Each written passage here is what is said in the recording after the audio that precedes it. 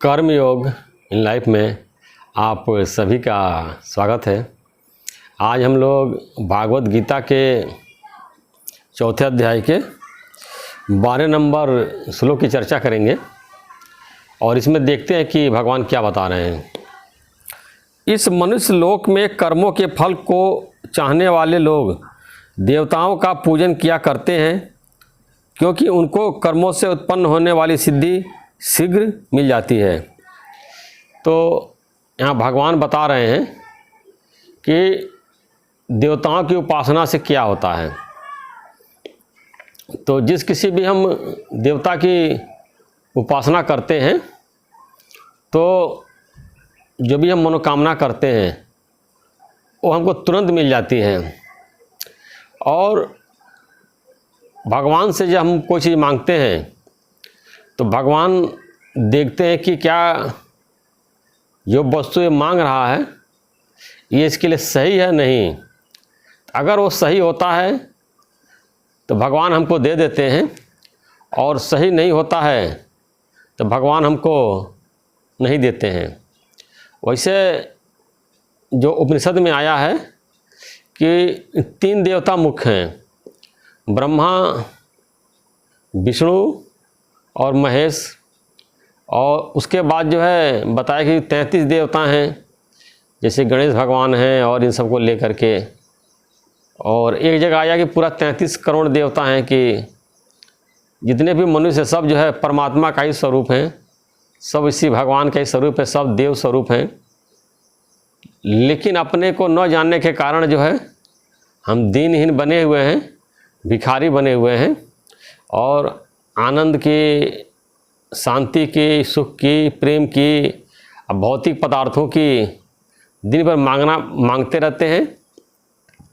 और सुबह शाम मंदिर में और घर में पूजा में बैठ करके देवी देवताओं का पूजा करते हैं।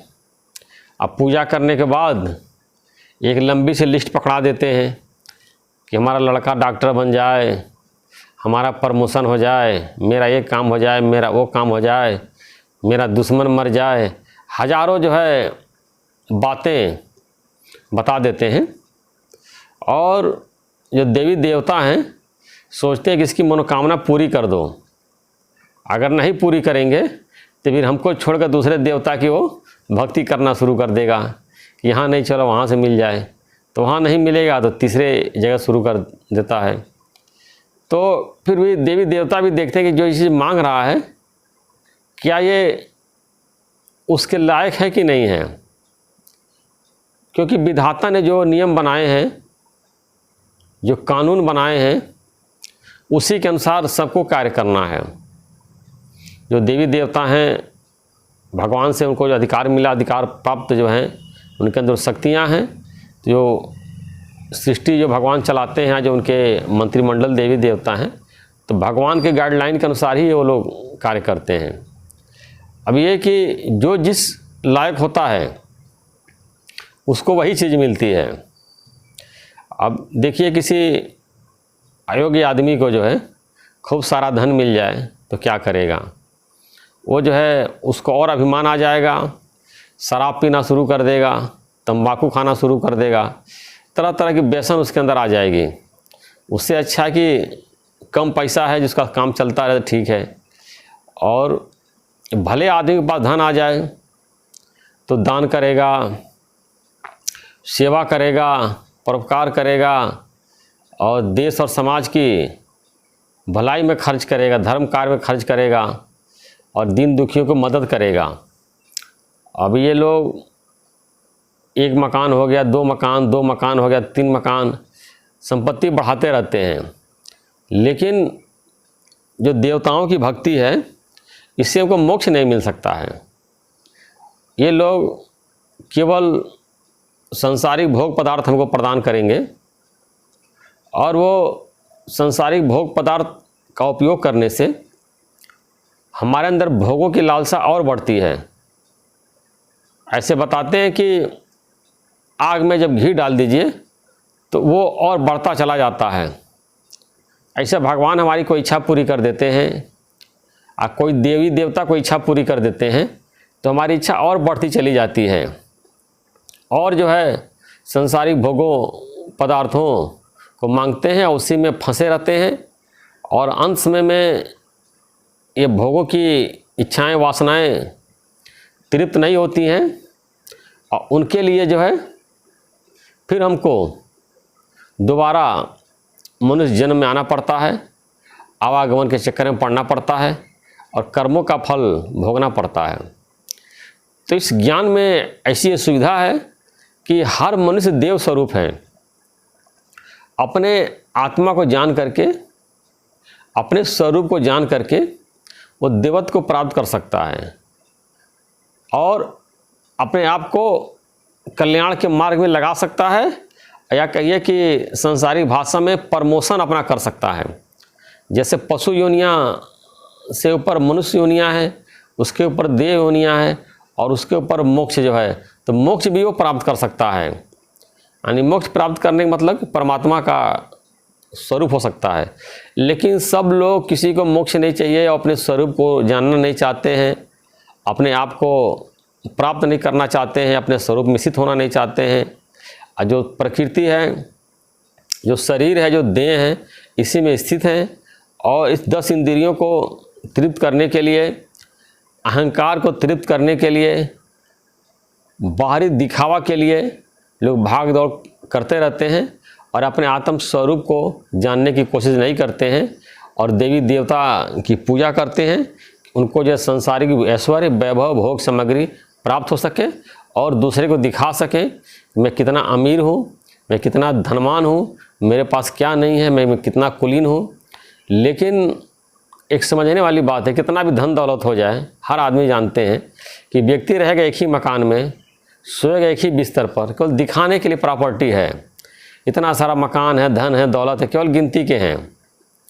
भगवान बताते हैं कि जो ये धनवानों का धन है, केवल ये गिनती के लिए हैं। इतने लाख करोड़, इतने मिलियन करोड़, ये सब सिर्फ दिखाने के लिए। बैंक में इतने करोड़, इतनी प्रॉपर्टी है, इतनी कि उनका शेयर है, इतना शेयर बढ़ा, इतनी प्रॉपर्टी हो गई, शेयर कम हुआ तो प्रॉपर्टी कम हो गई। सिर्फ कागज़ की गिनती का है, और उनका मन और दुखी है। अब इसे मन आपका है, मन में अगर प्रॉपर्टी है, अगर मान लीजिए हमारे पास मन में 1 करोड़ की प्रॉपर्टी है, तो हम 1 करोड़ के विचार मन में चल रहा है। और किसी के मन में 1 लाख करोड़ की प्रॉपर्टी किसी के पास है, तो उसके मन में 1 लाख करोड़ के बारे में चलेगा, विचार चलेगा कि मेरा लखनऊ में है, तो दिल्ली में है, तो बम्बई में है, तो लंदन में है, तो अमेरिका में, तो यहाँ वहाँ दिन भर उसका जो है माया के चक्कर में दिमाग उसका उलझा रहेगा। और जो है सुख जो है केवल उसको 10 इंद्रियों को ही लेना है। जो उसको भगवान ने 10 इंद्रियाँ दी हैं, उसी के माध्यम से सुख लेगा। ऐसा नहीं कि भगवान ने उसको 20 इंद्रिय दे दी है और किसी से ज़्यादा सुख ले लेगा। हर आदमी को भगवान जो है वही कपड़ा सब लोग पहनते हैं, वही रोटी सब लोग खाते हैं। गरीब झोपड़ी में चिकन मटन फिश खाता है, बड़ी बड़ी पार्टियों में भी लोग जो है वही चिकन मटन फिश रहता है। गरीब झोपड़ी में शराब लेके पीता है बोतल में, बड़ी बड़ी पार्टियों में शराब पीते हैं। तो क्या फ़र्क क्या है? सिर्फ दिखावेबाजी है। अरे नशा इसमें भी आता, नशा उसमें भी आता है। ऐसा तो नहीं है कि जो है बकरी की अलग नस्ल होती है, मुर्गे की अलग होती है, या मछली की अलग होती है। सब खाने पीने, गेहूँ वही, चावल वही, अनाज वही, शरीर वही, 5 तत्व की बनी इंद्रियाँ वही। लेकिन आदमी को इतना ज़्यादा है कि हवस पड़ा है, ये भी मिल जाए, वो भी मिल जाए, अभी भी इकट्ठा कर ले, वो भी इकट्ठा कर ले। दिन भर जो है सुबह शाम और मेहनत कर रहा धन बढ़ाने के लिए।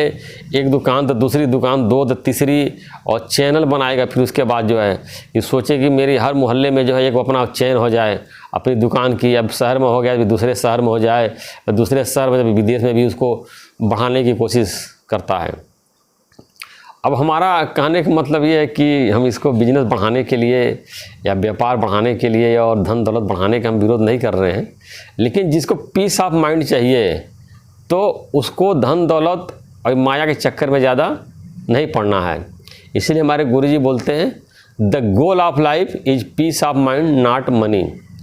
The goal of life is peace of mind not money, as fish find pleasure in water not in honey. तो हमको जो सुख की प्राप्ति होती है मन की शांति में, जब मन हमारा शांत होता है तभी हमको सुख की प्राप्ति होती है। जब मन हमारा शांत होता है तो हमको सुख की प्राप्ति नहीं होती है। तो मेरा एकमात्र लक्ष्य है मन को शांत करना, कैसे हमारा मन शांत हो तभी आनंद की प्राप्ति होगी। जैसे मछली को शहद में छोड़ दिया जाए तो उसको छटपटाएगी, उसको शांति नहीं मिलेगी, उसको शांति पानी में ही मिलेगा। ऐसे मन को जो है, मन को शांति जो है कि आनंद जो है कि शांति में मिलेगा, अशांति में नहीं मिलेगा। आप मन में दुनिया भर के विचार ख्याल पड़े हुए हैं, उन्हीं के बारे में सोच रहा है, मन पूरा अशांत हो गया है। तो इस तरह से आप जितना कम से कम अपना वो कारोबार बढ़ाएंगे, मन आपका उतना ही कम अशांत होगा। ज़्यादा कारोबार बढ़ाएंगे, आपका मन जो है ज़्यादा अशांत होगा। आपके मैनेजर, जो आपके अंदर काम करने वाले लोग हैं, आपके मन में रहेगा कि ये चोरी तो नहीं कर रहे हैं। और हर आदमी को लगता है ईमानदारी का कोई किसी के चेहरे पे लिखा तो रहता नहीं है, ये ईमानदार है, बेईमान है। अब ईमानदार आदमी के अंदर भी जो है कभी धन दौलत देख करके लालच उत्पन्न हो जाती है और विकार निकल आता है। इसीलिए हमारे गुरुजी बोलते हैं कि ये विकार जो तुम्हारे अंदर है ये कभी भी उत्पन्न हो सकता है। ऐसा मत समझो कि हमने विकारों को जीत लिया है, काम को, क्रोध को, लोभ को, मोह को, अहंकार को हमने जीत लिया है। ये पांचों विकार तुम्हारे कभी भी किसी भी समय उत्पन्न हो सकता है। इसलिए जो है ज्ञानी लोग हमेशा सावधान रहते हैं और इसी ज्ञान के अभ्यास में रहते हैं। या बोलते हैं कि जैसे जंगल में जो है आदमी जब वहाँ रहते हैं तो उसको आग जला करके वहाँ रहते हैं, ठंडक नहीं लगती है और आग जब जलती रहती है तो आग के गर्मी से कीड़े मकोड़े और जो जानवर हैं वो दूर भाग जाते हैं। इसी प्रकार हमें ज्ञान की अग्नि जब अपने भीतर या बाहर जब जला करके रखते हैं तो विषय विकार रूपी जो है ये जानवर ये हमको जो है परेशान नहीं करते हैं।